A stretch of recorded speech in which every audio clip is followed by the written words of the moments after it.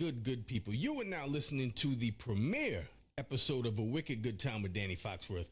I am your humble narrator, Danny Foxworth, and I'm looking forward to this one because this is something that I've been having. This is an idea that's been swirling around in my head for a long time. If you checked out the preview episode, I told you that the premise of this podcast would be on a weekend, I would go to a store, I would buy a couple of candles without smelling them, just looking for candles that would pique my interest, and I'll get one or two candles, again, without smelling them, and then I bring them home with me, and then I don't smell them and give you until I start recording, and so that way you'll get a real-time reaction, and then I'll give you a real-time reaction, and this is the first time you get feedback from my candles, the candles that I sniff, rather. So before I get into that, first off, I got to give a big shout out to my guy, Terrence Elmore. He's the host of the Brown Sugar Cafe podcast. He had me on as a guest a couple of weeks ago, and we got to chop it up, and it's always good, being in the passenger seat of a podcast. I could just kick my feet up, and we had a really good time. So that podcast, it should drop within a few weeks. So make sure you subscribe to the Brown Sugar Cafe podcast. He's a super dope poet too. I bought a couple of his books. His most recent book that he put out is called Paint is Not Our Only Paintbrush. And this is super dope poetry. But without further ado, we're going to get into the first candle that I bought, which I bought two candles from Walmart a couple days ago. And this one is Better Homes and Gardens, Salted Beechwood and Embers. Highly fragrance premium wax blend, salted driftwood, cypress, pine, charcoal, cade, birch, and ambergris. I guess I'm saying it right. Ambergris scent notes. Now, just a little inside baseball. Any candle scent that has the word wood in it, 9 times out of 10, I'm going to like that candle. So I'm digging the presentation of it. I love the wood grain lid with the leather, the little leather strap handle on the top. That's a nice little touch to it. Fancy. So now we're opening up taking the lid off of the candle, and it's got a dark wax wood wick, single wood wick, which is normally a good sign for me. That means it's going to be a pretty potent fragrance. Taking the smell, I can definitely smell the charcoal notes in this. The charcoal and the pine. The charcoal and the pine are the two standout elements in the smell of this candle. I like this candle. This reminds me of a very cold winter. Basically, it's like a fall. I'd say this is an ideal candle to light during the fall and the winter season, because this one really it has a good fireplace energy to it. So yeah, this one definitely passes the test. I can smell the driftwood in this one too. Highly fragrance premium wax blend. So passes the sniff test. So now I'm going to light it up, and then once I give it the sniff test, I'm going to light it up to see if the scent amplifies, or how well the scent amplifies whenever I light it. So I'm going to set this one aside. And before I light the next candle, I got to give a special RIP to one Frankie Beverly, who was an absolute legend in the music world, the frontman of the band Maze.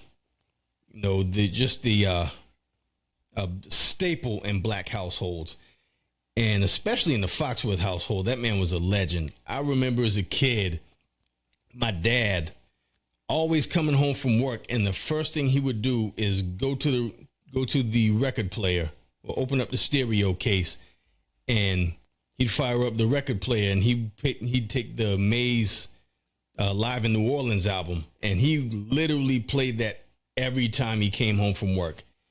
So that album is embedded in my memory. It's just the man's just got that band has got so many timeless classics, and his voice is just one of one.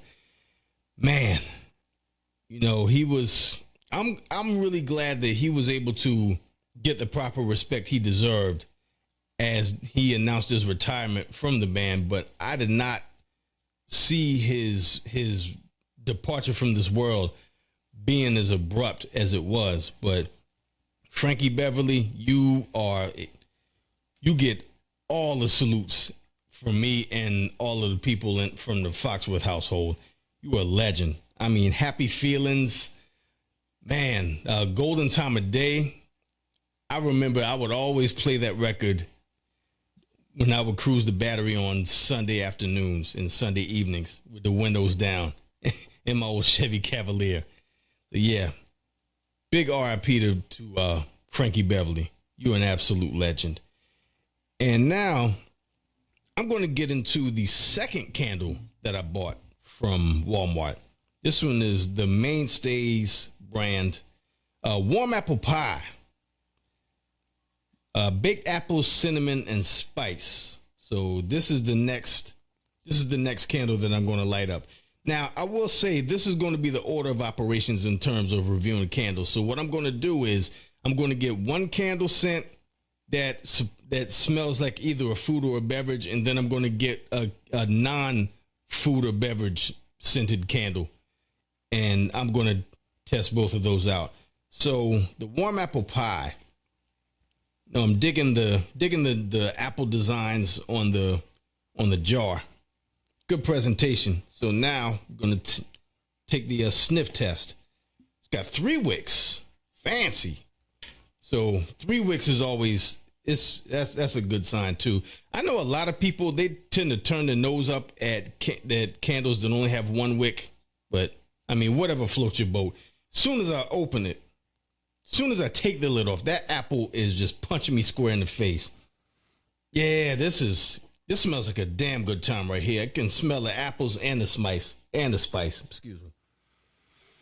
Yeah, that's a doozy right there. You know what? I would lump this apple pie candle in the category. This is a category that I do with my candles. This one, I call it the piss my dad off category. What I mean by that is I lit this candle, this just off the initial smell. I'm thinking this candle, once I light it, it would really fool my pops into thinking that I'm actually baking an apple pie. You know, I should do that. I should run that experiment with him, see what happens. Because I know he's going to, if I lit this and be like, hey, y'all come over. Hey, and just call my parents, be like, hey, y'all come over. You know, I made apple pie and I got some ice cream too. He's like, oh, he'll be like, oh, that's a bet. And he walks over and he's like, man, it smells good in here. Then he sees the candle on the kitchen counter and he just, I can just picture his face getting balled up like, you tricked me, yo ass. I'm going back home. But yeah, you know, I'm gonna fire this one up. This Warm Apple Pie. You know what? This one, I think I enjoyed this one a little more than the Salted Birchwood and Embers candle. Even though the Salted Beechwood and Embers candle is it's one that I give it the seal of approval.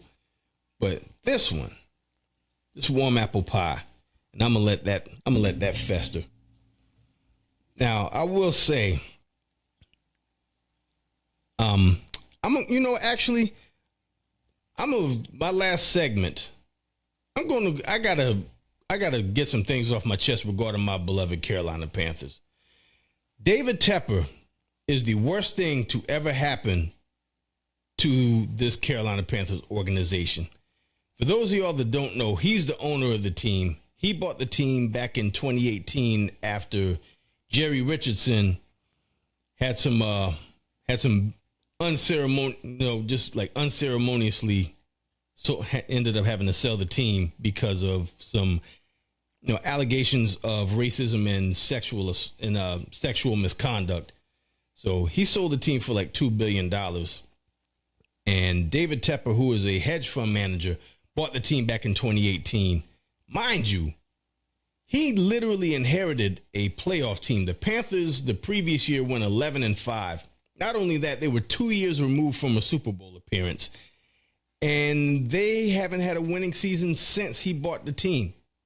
It's like whatever the opposite of the Midas touch is, that's what David Tepper has.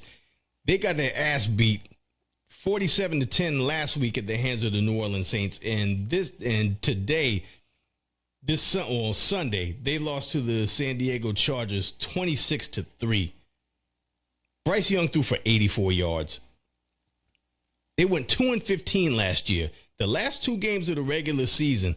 Oh, I'm smelling that Salted Beechwood. You know what? I think I grossly underestimated how strong that scent was going to be once it was lit. But anyway, the last two games of the regular season, the Panthers ended up getting shut out in back-to-back games.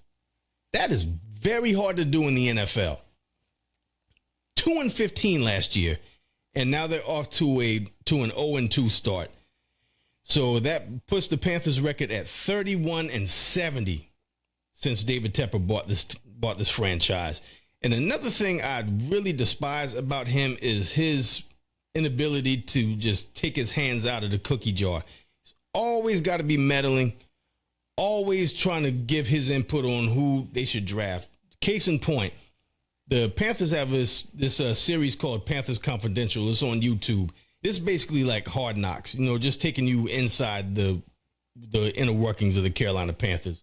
And on draft night of 2021, they filmed the episode in the Panthers war room, so to speak, where they go to brainstorm and get together on who they choose to draft and make their pick in the draft. And they drafted Chuba Hubbard in the 4th round because David Tepper's wife was banging the drum for the front office to pull the trigger on getting Chuba Hubbard. And then the following round, they drafted a long snapper from Alabama. I can't even remember his name, but I remember when they called him up to inform him that the Panthers were going to draft him. And then the GM hands the phone over to David Tepper, and he's like, "Man, I'm so freaking happy we got you." And then they cut him in training camp. I'm like, this man just refuses to get out of the way. And then when people are calling him out for his ineptitude, he just gets in his raggedy ass feelings. It was some manager at this restaurant in Charlotte had a sign out front that said, let the GMs and the higher ups do their job. And David Tepper actually walked in there and had words with the guy that put that sign up. And I guess the guy had an Eagles hat on, and he just walked in and just like got in his face and snatched his hat. Then Tepper snatched the hat off the guy's head. There was a surveillance footage, showing his very childish behavior. But yeah, not a fan of David Tepper. It's to the point now where Panthers tickets were as low as $15, and you cannot pay me for that 6-hour round trip when you know good and well what the outcome is going to be. And we're stuck with him, and I don't like that. I don't like that shit at all. He sucks. Oh, that warm apple pie center's coming in too. Yeah, I'm definitely going to have to call my dad up and tell him I made apple pie after I finish recording this. Yeah, this one here. It really is amazing how fast that the scent intensifies once it's lit up, specifically this warm apple pie candle. But yeah, I'm honestly, both of these, I'll take the apple pie candle over the Salted Beechwood and Embers candle, but both of them pass with flying colors, for sure. And that's going to do it for this episode of A Wicked Good Time. Make sure you like, download, and subscribe. Make sure you tell a friend to tell a friend. Subscribe to my YouTube channel. You can find me at YouTube. My channel is Danny Foxworth 843. There you can find all the videos for all the episodes for this podcast, as well as my other podcast, which is Since We Last Spoke with Danny Foxworth, my baseball podcast, which is At the Plate with Danny Foxworth, and my other new podcast, which is Growing Up Low Country with Liz and Danny, with me and my friend Liz Rennie. And we just talk about, well, it's self-explanatory. We talk about growing up low country. And until next time, y'all be good. Keep it lit.